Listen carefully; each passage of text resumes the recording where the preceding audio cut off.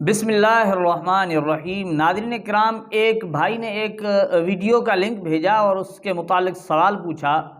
اس video کے اندر کوئی شیعہ ہے یعنی اہل تشیع میں سے، وہ اس طرح کا علماء پر اعتراض کر رہا ہے کہ علماء نے قائد اعظم کو کافر قرار دے دیا تھا، یا جتنے علماء تھے، یعنی وہ ایک ذہن یہ بنانا چاہتا ہے، اور اس کی گفتگو سے یہ معلوم ہوتا ہے کہ وہ علماء دیوبند کو ہٹ کر رہا ہے، اس پر اعتراض کر رہا ہے کہ یہ علماء دیوبند سارے کے سارے مخالف تھے۔ محمد علی جناح جو اس موومنٹ کو آگے بڑھا رہے تھے، پہلے تلاش کریں کہ محمد علی جناح کی سب سے زیادہ مخالفت کن لوگوں نے کی۔ سارے کے سارے علماء محمد علی جناح کو کہتے تھے کافر اعظم ہے۔ ناظرین کرام، یہ ایک الگ بات ہے کہ قیام پاکستان کے سلسلے میں علماء کی آرائیں مختلف تھیں کہ پاکستان بننا چاہیے یا نہیں بننا چاہیے۔ یہ رائے کا اختلاف ایک الگ چیز ہے، رائے میں اختلاف کرنا یہ الگ چیز ہے، اور پاکستان قائم ہونے کے بعد پاکستان کی حمایت علماء نے کی، یہ بات کھلم کھلا ہے۔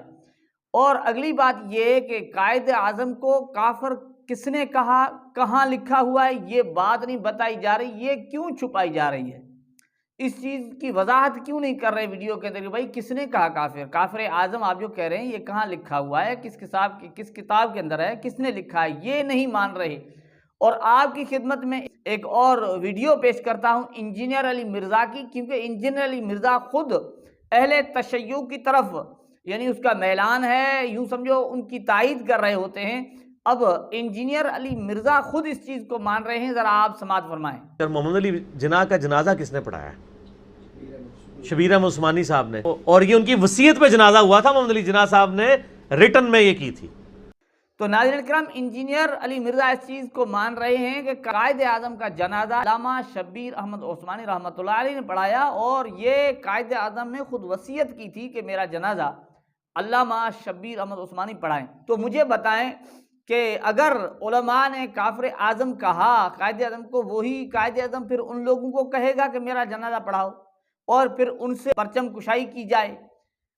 مشرقی پاکستان میں، مغربی پاکستان میں کہیں ظفر علامہ شبیر احمد عثمانی پرچم کشائی کر رہے ہیں، کہیں علامہ ظفر احمد عثمانی پرچم کشائی کر رہے ہیں، تو یہ بات بالکل متضاد ہے۔